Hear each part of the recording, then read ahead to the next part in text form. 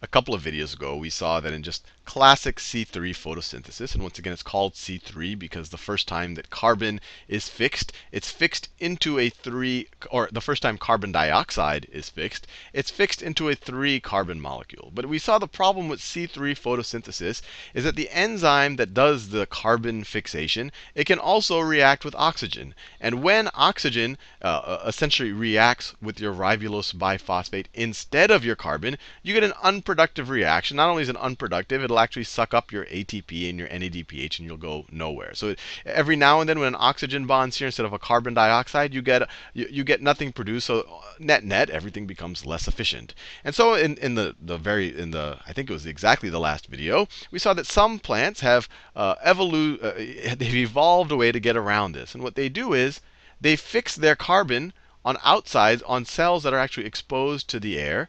And then once they fix the carbon, and they actually fix it into a 4 carbon molecule, into oxaloacetate, and then they pump, and that gets turned into malate. Then they pump the malate deeper within the leaf where you aren't exposed to oxygen. And then they take the carbon dioxide off the malate, and this is where they actually perform the Calvin cycle. And even though you do have your Rubisco still there, your Rubisco isn't going to have, the photorespiration is not going to occur because it only has access to carbon dioxide. It does not have access to this oxygen out here. Now, and that's a very efficient way of producing sugars. And that's why some of the plants that we associate with being very strong sugar or even ethanol producers all perform C4 photosynthesis. Corn, sugar, I could write these down. Corn, sugarcane, and crabgrass. And these are all very, very efficient sugar producers because they don't have to worry too much about photorespiration. Now, some plants have a slightly different problem. They're not so worried about the efficiency of the process. They're more worried about losing water. And you can imagine what plants these are. These are plants that are in the desert. Because these stomata, these pores that are on the leaves, they let in air, but they can also let out water. Right? I mean, if I'm in the rainforest, I don't care about that. But if I'm in the middle of the desert, I don't want to let out water vapor through my stomata. So the ideal situation is I would want my stomata closed during the daytime. Right? This is what I want. So I want, if I'm in the desert, let me make this clear. If I'm in the desert, I want stomata closed. I want stomata closed during the day. Right? For obvious reasons. I don't want all my water to vaporize out of these holes in my leaf. But at the same time, the problem is that photosynthesis can only occur during the daytime, and that includes the dark reactions. Remember, I've said multiple times, the dark reactions are badly named. They're more the light-independent reactions. But they both occur simultaneously, the light-independent and light-dependent, and only during the daytime. So photosynthesis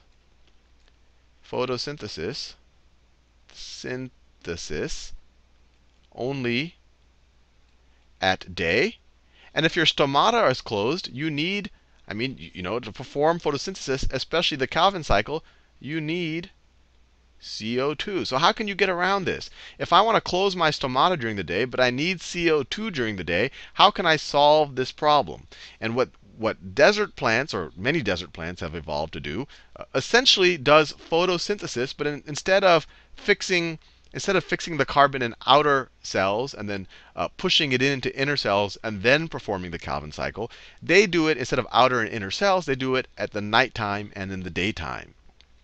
So in CAM plants, and these are called CAM plants because I could tell you what it stands for. It stands for crassulacean acid metabolism, and that's because it was first observed in that species of plants, the crassulacean plant. But these are just called, you could call it CAM photosynthesis or CAM plants. They're essentially a subset of C4 plants.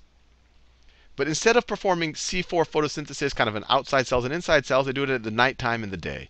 So they're a subset of C4 plants, or C4 photosynthetic plants. And what they do is, at night,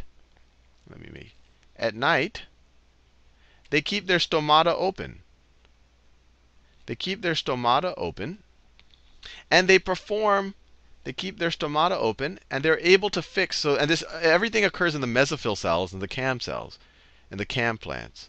So at the nighttime, when they're not afraid of losing water. So let's say this is a mesophyll cell right here.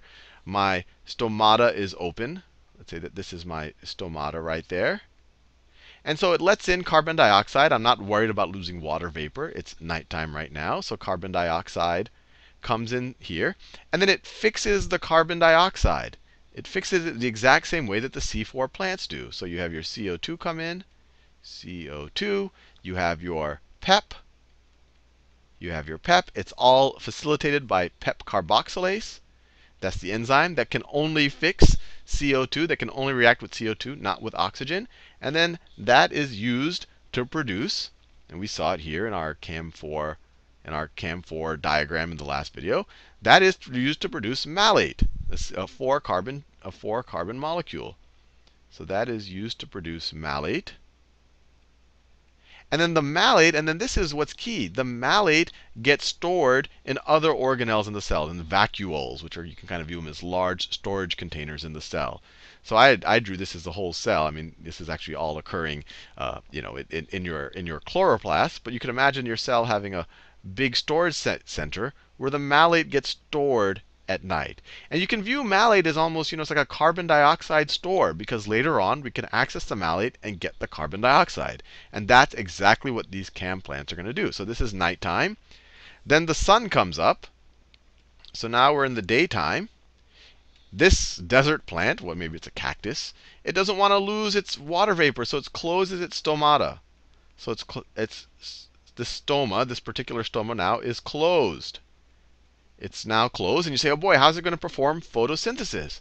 Well, it can perform photosynthesis in that very same cell, because it stored up all of this malate at night. And so now the malate can be pumped out of the vacuoles into the stroma of our chloroplasts. And then you can have the pyruvate break off. But the more important thing is you have CO2 break off. So you have a ready supply of CO2. And now we can perform our standard Calvin cycle. In an environment only with CO2, our stoma is closed. So we're ready to go. Our CO2 reacts with ribulose biphosphate, catalyzed by Rubisco. It's the whole Calvin cycle, and we produce our sugar. So this is kind of a neat adaptation.